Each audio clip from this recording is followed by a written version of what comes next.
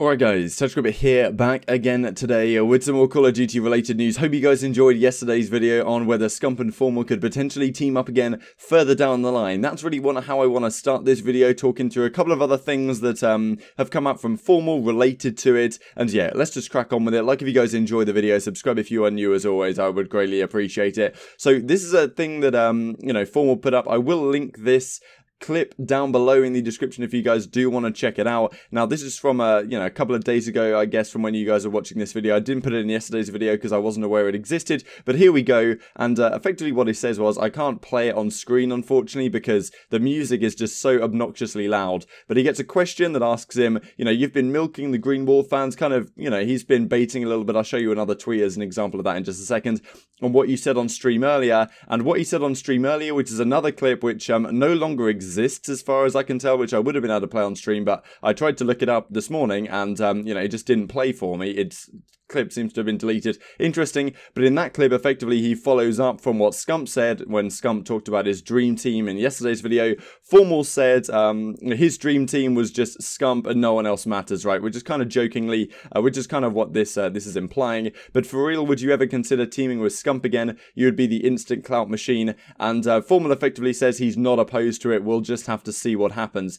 Thank you guys also for in yesterday's video letting me know that in fact that Nade Shot Courage Scump podcast was recorded very shortly after Champs, so a couple of weeks ago now. I wasn't aware of that, so probably don't read too much into it as much as I was doing, but regardless, thank you guys for letting me know. Also related to Skylar Johnson, 4play, I didn't even read for some reason when I was looking through his bio. I completely skimmed over where it said retired pro 4play. I am aware of who 4play was, hasn't been a player for a very long time. I think he came second at the first ever national championship in 2008 on Envy. He's playing with Stainville and these likes of players. Obviously he's moved on a long way from there, but yeah, just to make that clear, was aware of who he was, wasn't aware his name was Skylar Johnson, and I skimmed over that bit in his bio. But thank you guys for letting me know all of these things. I miss things, several thousand of you do not, so yeah, let's crack on then. So this is another tweet that that individual was referring to. So a couple of days ago now, Deserte Call of Duty says, you know, Greenwall legend Scumpy reveals the current Call of Duty dream team. It includes Formal Eyes,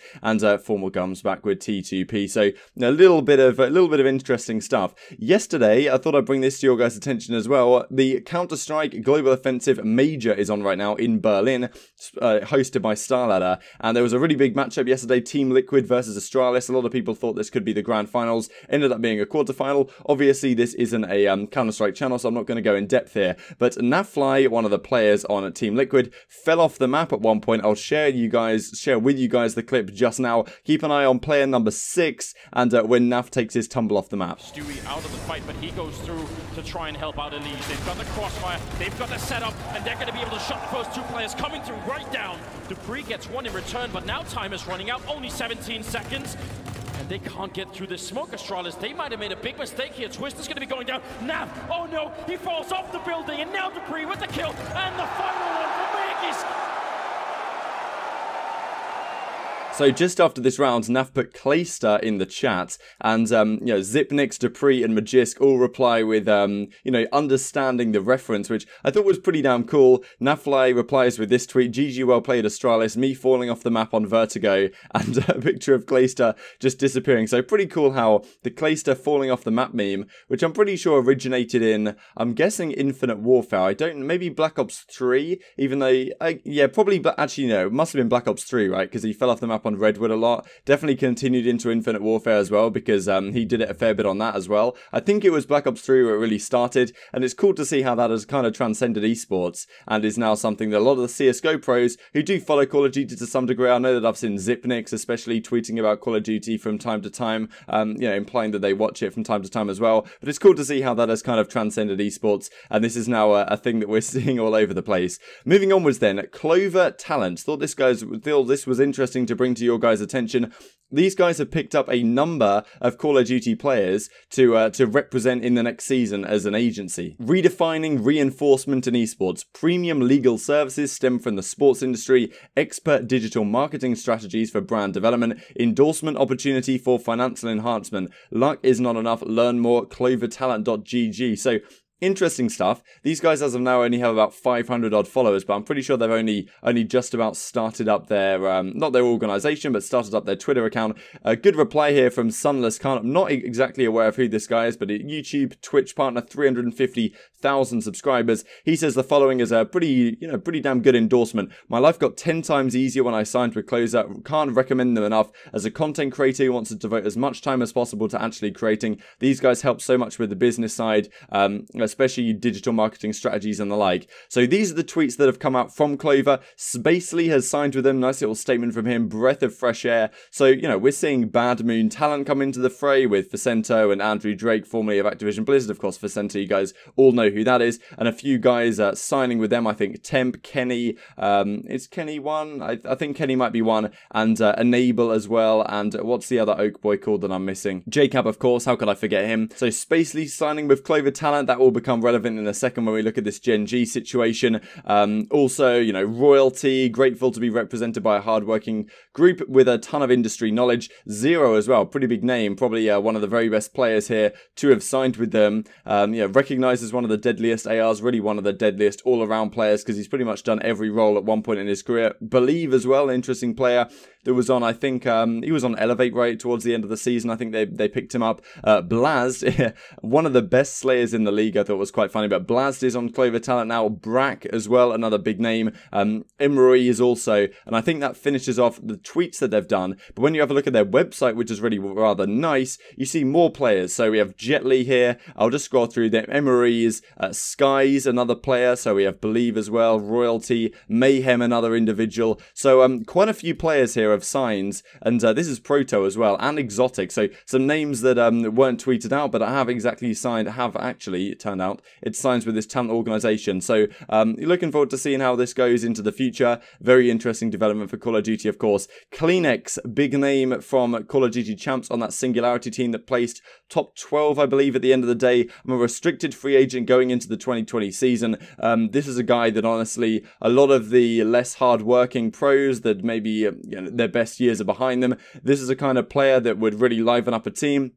And it would be really cool to see a guy like Kleenex and others in a similar position get an opportunity in next year's Call of Duty League, even if on a substitute position. This was really the big story from the last 24 hours. Thank you to all of our Call of Duty fans, and to Colt Havoc, Dylan Envoy, Joey Nubsy, Major Maniac, Morgs, Nagafen, and Spacely for an amazing year. We can't wait to see what you do next. This was what they posted alongside it. Let's just make this a reasonable size. That should be about right.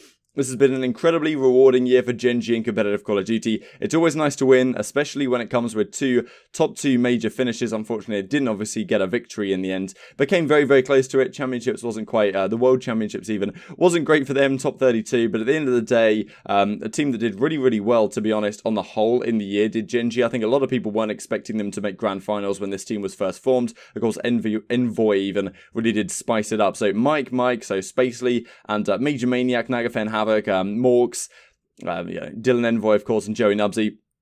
Every day since we joined forces in January, they've competed like champions, taken exemplary pride in perfecting their craft, and built lasting friendships with so many colleagues across our country. So, really professional outlook here from Gen.G. The inaugural franchises participating in the Call of Duty League are already hard at work preparing for 2020. We have opted not to throw our hat into the ring at this time. It was announced a couple of weeks ago, or at least rumoured by Dot Esports, some sources in contact with Dot Esports, that Gen.G had been rejected from a spot along with Luminosity. Turns out Gen.G are saying, at least on this instance, they have opted not to throw their hat into the ring. They do own the Seoul Dynasty, I think, Overwatch League team. All the while, we will cheer on our friends at Activision Blizzard and the CDL teams as they build the world's next great esports league. Obviously interesting when you say that, but yet you've decided not to invest. Means they're cautious, right? Rightfully so, I think. We're doing everything we can to help our players and their coach find new homes in the league, of course, and we'll never stop supporting them. This is likely not the final chapter for Gen.G in Call of Duty, but there will be time to talk about that down the road. For now, we pause to reflect on a memorable season. We look forward to seeing you all again soon. Interesting, of course, Gen.G deciding not to invest, having got a spot in the Overwatch League, which makes me think, what exactly is their thinking here? I think, personally, the $25 million is a hell of a lot of money. obviously it also begs the question, will we even get 12 teams in the league? We only have 9 confirmed right now. Gen.G are out, 100 Thieves are out, Reciprocity are out, LG, if it goes the same way as this, are probably out as well. Who else are we going to see coming into the fray? It's not like time's really ticking down, but we've got a month and a bit until the game releases, or the next game, of course, October 25th, I believe, for Modern Warfare. So, once again, really interesting stuff. Gen.G not going to be investing in this year's league.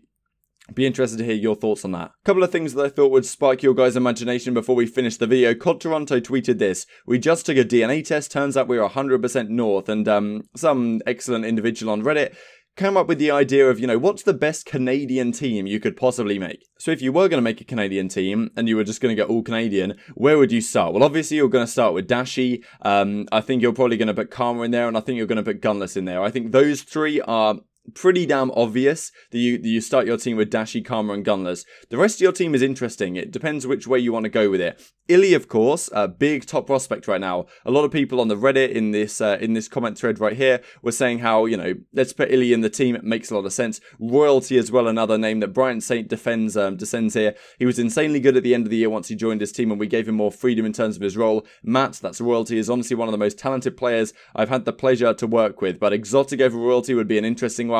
Would you put Illy straight in that team? I think it's quite difficult to say. A lot of people are really hyping up a guy like Illy right now. Makes a lot of sense, given what we've seen with Celium this year, with Simp this year, of course. But Illy maybe is known to be a little bit more of a temperamental player. Maybe him and Gunless on one team. You know, Karma's not exactly completely level-headed all the time, right? So this might be a team that if you were to put together, it may have some issues in terms of temperament and personality, right? I wouldn't be too eager to chuck a guy like Illy in a team, especially when he doesn't really have an experience in Respawn. I think it makes sense for a franchise coming into Call of Duty this year. If you're going to pick Illy up, which I'm sure people will, they'll probably put him on the bench and do a similar thing to what happened with Dylan on Reciprocity, rather than putting him straight into a starting lineup. Maybe the same thing will happen with Shotzi as well, depending on what happens there. But yeah, be interested to see how you would fill this team up. Maybe you would put Royalty in it. A guy like Exotic, honestly, this season was fantastic. Asim is another one that is technically Canadian, but I think he plays with the Afghan flag on his jersey or something like that.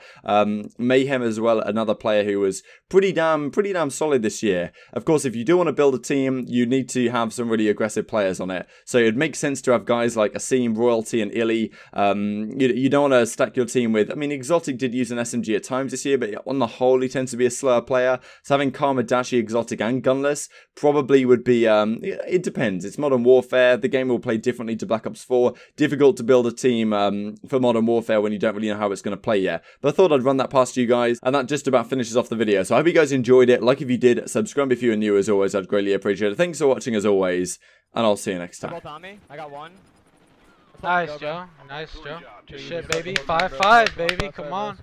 Game could be over. I'll tell you right now, if we have D, 6-9. I don't even fucking know, bro. Like, am I blasted or like this shit's close? We have 11, they have 12. We have offense. Let's go. Okay. What do you want to do? Double hit snake.